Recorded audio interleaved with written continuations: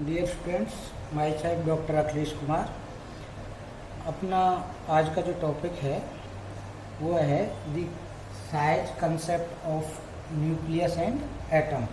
नाभिक व परमाणु के आकार की अवधारणा। परमाणु के आकार की तुलना में नाभिक का आकार बहुत छोटा होता है और नाभिक में ही परमाणु के बाहरी कण होते हैं। शेष परमाणु के पूरे क्षेत्र में तो नगण्य द्रव्यमान वाले इलेक्ट्रॉन घूमते रहते हैं। यह हम ये कहा जा सकता है कि परमाणु का ठोस भाग थोड़े से क्षेत्र वाला नाभिक ही होता है। नाभिकों की त्रिज्या की माप कुछ फेमटोमीटर्स या एफएम, 1 एफएम बराबर कितना होता है 10⁻⁻15 मीटर। और यह इसको एंगस्ट्रम में देखते हैं तो 1 एंगस्ट्रम बराबर 10⁻⁻10 मीटर। इसको समझने की दृष्टि से नाभिक के व्यास को सेंटीमीटर में माने तो पूरा परमाणु का व्यास लगभग कितना हो जाएगा 1000 मीटर।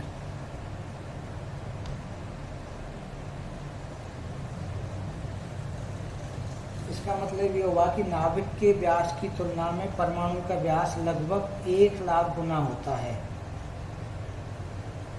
उदाहरण के लिए ऑक्सीजन के नाभिक की त्रिज्या 2.5 एफएम है। ऑक्सीजन की कितनी है 2.5 एफएम होती है, जबकि उसकी सैद्धांतिक त्रिज्या का मान कितना है 0.74 एंगस्ट्रम होता है। स्पष्ट है कि ऑक्सीजन का परमाणु त्रिज्या उसके नाभिक की तुलना में लगभग कितनी है 30,000 गुना होती है। इसको आप जब देखेंगे तो कैसे देख सकते हैं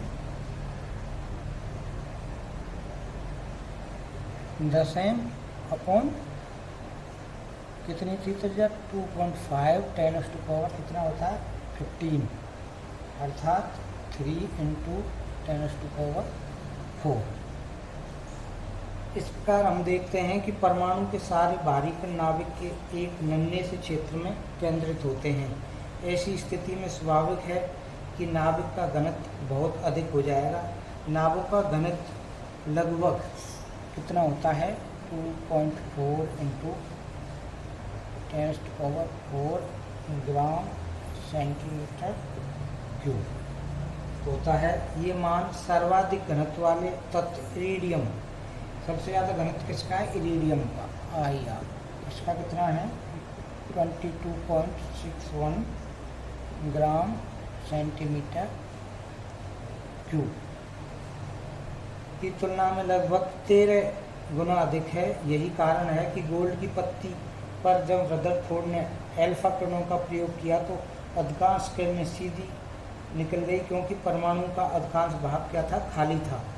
कुछ किरणें अपने पथ से विचलित हो गई थी, क्योंकि नाभिक धनावशित है और अल्फा किरणें भी धनावशित होती हैं। तो नाभिक के निकट से गुजरने वाली किरणें प्रतिकर्षित होकर पथ से विचलित हो गई। तो इस आधार पर वस्तुतः नाभिक की अवधारणा रदरफोर्ड ने प्रयोग द्वारा दी थी और इससे निष्कर्ष क्या निकला था कि परमाणु के आकार की तुलना में नाभिक का आकार अत्यधिक छोटा होता है। नाभिकीय त्रिज्या व उसमें विद्यमान न्यूक्लियनों के घनत्व वितरण की सही जानकारी न्यूट्रॉन विवर्तन प्रयोगों से न्यूट्रॉन डिफ्रैक्शन के जो एक्सपेरिमेंट किए उसके से पूरी तरह से क्लियर हुई थी। नाभिकीय द्रव्यमान का घनत्व लगभग स्थिर होता है और इसको आप प्रदर्शित करने का तरीका ये क्या है घनत्व = A/4/3 πr³ बराबर स्थिरांक या कांस्टेंट। अतः नाभिकीय त्रिज्या कितनी हुई इसमें R = R0 A/1/3। इसको और आप थोड़ा सा देखते हैं तो R directly proportional A⁻⁻3 A directly proportional R³ तो वॉल्यूम के बराबर कितना होता है वॉल्यूम बराबर 4/3 πr³। तो वॉल्यूम किसके डायरेक्ट रहा R के, तो A = A समानुपाती या डायरेक्टली प्रोपोर्शनल V। हम यहाँ R0 ये जो था ये भी क्या है, कांस्टेंट है, एक स्थिरांक है जिसे नाभिकीय त्रिज्या इकाई कहा जाता है, न्यूक्लियर रेडियस यूनिट। इसे ज्ञात करने की कई विधियां हैं जो दो कारकों पर आधारित हैं, नाभिक की कूलाम्बिक प्रभाव और नाभिकीय बल जिसके कारण एल्फा कण आदि विचलित होते हैं। अब हम इसको उदाहरण के लिए न्यूक्लियाइडों की नाभिक त्रिज्या को परिकलित करना है, तो एक मान लो प्रोटॉन की बात करें 1h1 की नाभिक त्रिज्या, तो R = R0 A 1/3। अब R0 की वैल्यू कितनी है, 1.5 × 10⁻15, 1 पे घात 3, तो ये कितना आया अपना आंसर, 1.5 × 10⁻15 मीटर। इसके अलावा हम हीलियम की भी निकाल सकते हैं इसी के आधार पर। हीलियम की वैल्यू को आपको क्या करना पड़ेगा, उससे दूसरी वैल्यू पुटअप कर सकते हैं हीलियम की नाभिक त्रिज्या। तो किसी भी एटम की त्रिज्या के लिए आपको इस वैल्यू में पुटअप करेंगे और इससे आप क्या निकाल सकते हैं, उस त्रिज्या का मान ज्ञात कर सकते हैं। अब इसका जो अगला टॉपिक है जो कि आपके एग्ज़ाम्स में बार बार पूछा जाता है और इसका पहले भी आप न्यूक्लियर केमिस्ट्री में थोड़ा बहुत यहाँ वहाँ पर डिस्कस हुआ है, जो अगला टॉपिक है नाभिक का स्थायित्व। अब नाभिक का स्थायित्व किस आधार पर आप होता है तो उसको आप थोड़ा इसमें डिस्कस करेंगे हम।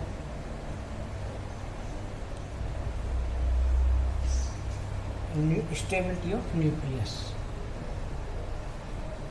Stability of nucleus, stability of nucleus, या आप इसको क्या बोल देते हैं, कई बार डायरेक्ट तो पूछा जाता है N/P रेशो।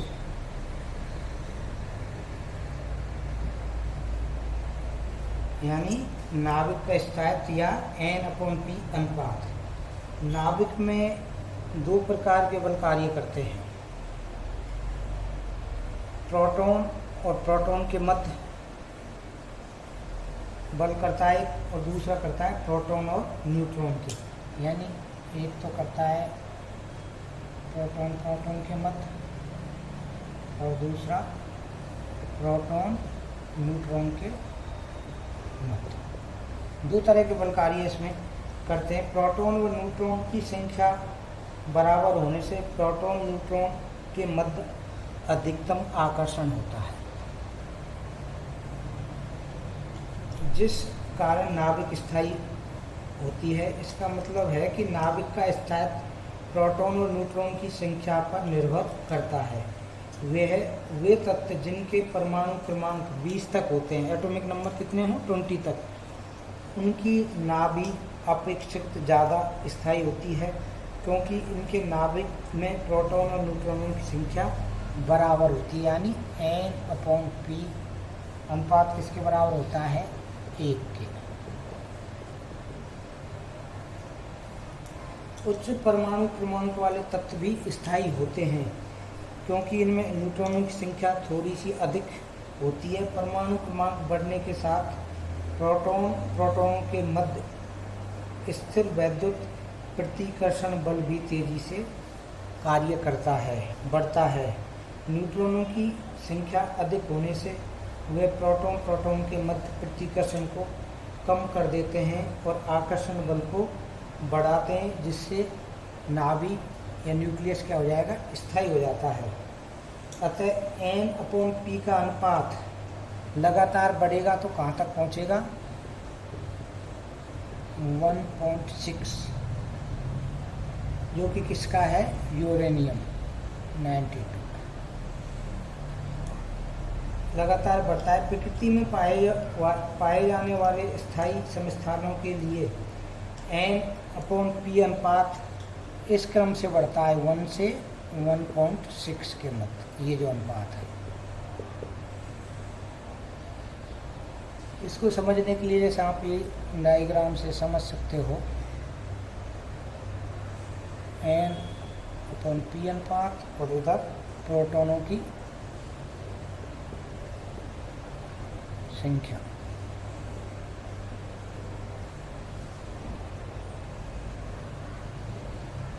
और इसको ये जाएगा इस तरह से, और यहाँ पर 1.6 इस आधार पर इस डायग्राम में जो दिखाया जा रहा है इसी क्रम से एक इसकी क्या है स्टेबिलिटी, उसके बाद धीरे धीरे बढ़ता जाएगा और 1.6 के आसपास ज़्यादातर इसमें। तो यदि प्रोटॉन और न्यूट्रॉन के मध्य जो ग्राफ में हो रहा है वो उससे क्या स्पष्ट हो रहा है, अधिक स्पष्ट होता है कि अधिकतम नाभिक चित्र में दिखाई पट्टी में ही पड़ते हैं ये डायग्राम। अब इसको आप थोड़ा और उससे देखते हैं, नंबर ऑफ प्रोटॉन और नंबर ऑफ न्यूट्रॉन। तो यहाँ थोड़ा सा इस डायग्राम से आप और क्लियर कर सकते हो। यहाँ पर नंबर ऑफ न्यूट्रॉन और यहाँ पर नंबर ऑफ प्रोटॉन। ये कहाँ से आप करेंगे, 0 है ये, तो 10 से लेके कहाँ तक लेके जाओगे 130 तक। मान लो ये इतने न्यूट्रॉन हैं, वो प्रोटॉन वही 10 20 इस तरह से कहाँ तक जाएंगे 90। तो इनके मध्य जब ग्राफ खींचते तो इस तरह सीधी रेखा आती है। इसका मतलब ये जो सीधी रेखा क्या करती है, इंडिकेट N/P बराबर 1, यानी इसके यूनिट में है। अब जैसे जैसे इसका N/P का अनुपात बढ़ेगा तो ये अपने कहाँ पे चलने लग जाएगा, ये यूँ हो जाएगा सीधा, और पट्टी क्या आ जाएगी इस तरह से। इसको क्या बोलते हैं, स्थायी पट्टी।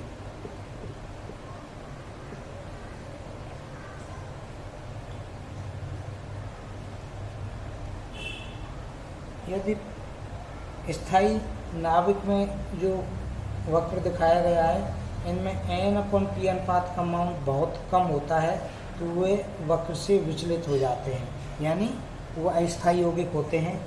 ऐसे अस्थायी नाभिक स्थायित्व को प्राप्त करने के लिए कुछ कणों का क्या करेंगे, उत्सर्जन, इमिशन करेंगे, और N/P अनुपात के नज़दीक पहुंचने के लिए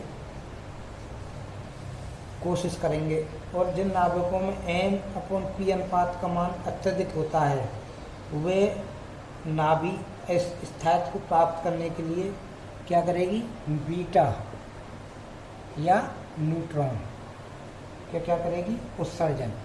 ये उत्सर्जन करती है। यदि किसी न्यूक्लियस का N/P अनुपात पट्टी के ऊपर पड़ता है, जो कि इस डायग्राम में स्थायी पट्टी दिखा रखी है ना, इसका मतलब यह हो कि न्यूक्लियस में प्रोटॉन की अपेक्षा न्यूट्रॉन अधिक हैं। जैसे जैसे इस स्थायी पट्टी की तरफ जाएंगे तो न्यूट्रॉन की संख्या प्रोटॉन से क्या हो रही है, अधिक। अतः स्थायित्व ग्रहण करने के लिए अनुपात कम होना चाहिए। यह बीटा कण के उत्सर्जन द्वारा हो सकता है, जिसमें एक न्यूट्रॉन प्रोटॉन में बदल जाता है और N/P का जो अनुपात है स्थायित्व पट्टी के नज़दीक आ जाता है। जैसे आप एक एग्जाम्पल देख सकते हैं, 6 कार्बन 14। अब इसमें आपने देखा होगा कि न्यूट्रॉन का अनुपात, न्यूट्रॉन प्रोटॉन का जो अनुपात है उसको पहले आप देखें क्या इसमें 14 और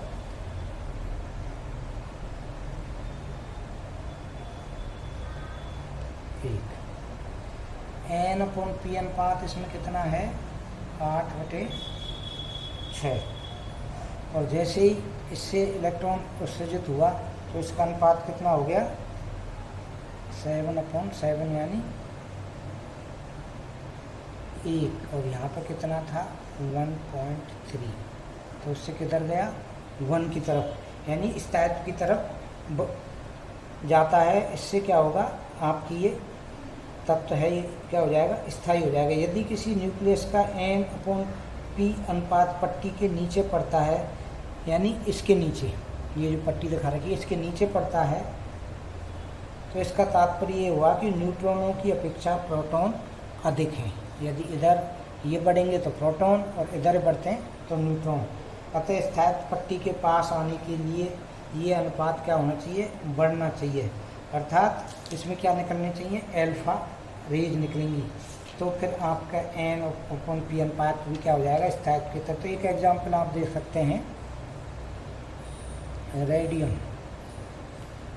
80 और 2 से 26, इससे आप क्या निकला, हीलियम का अल्फा कण।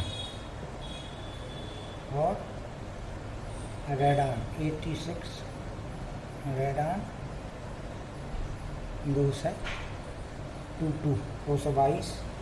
अब इसमें आप इन दोनों के N/P अनुपात को देखते हैं तो आपके क्या होगा, N/P अनुपात रेडियम का यानी 138/88, ये इलेक्ट्रॉन है, इसमें एटॉमिक नंबर ये है, तो कितना हुआ इसका अनुपात, 1.56। अपन ने कहा था कि 1.6 मैक्सिमम रहता है, इससे ये बढ़ के अब कितना हो गया इसका, ये हो गया यहाँ पर 136.86, तो कितना हो गया ये के आसपास हुआ। इसका मतलब ये स्थायित्व की ओर बढ़ने की कोशिश की, पर अब इतना स्थायित्व नहीं है। तो इस अनुपात यानी आपके इस अनुपात को जब आप देखते हैं तो इससे क्या होगा, आपको बिल्कुल क्लियर हो जाता है कि N/P अनुपात घट रहा है या बढ़ रहा है। यदि वो बढ़ता है तो उसका स्थायित्व क्या हो जाता है, नाभिक का कम होता जाता है, और वो क्या कोशिश करेगा, वहाँ से इमिशन या तो बीटा या न्यूट्रॉन निकालेगा, जिससे वो क्या हो जाए, स्थायी पट्टी के यानी उसकी N/P का अनुपात क्या हो जाए, 1। जब वो क्या होगा, मैक्सिमम स्टेबल होगा। यदि उससे नीचे और ऊपर जाता है तो स्थायित्व के मान में क्या आती है, कमी आती है। तो इस आधार पर आप न्यूक्लियस की स्टेबिलिटी को या N/P रेशो को एक्सप्लेन कर सकते हैं।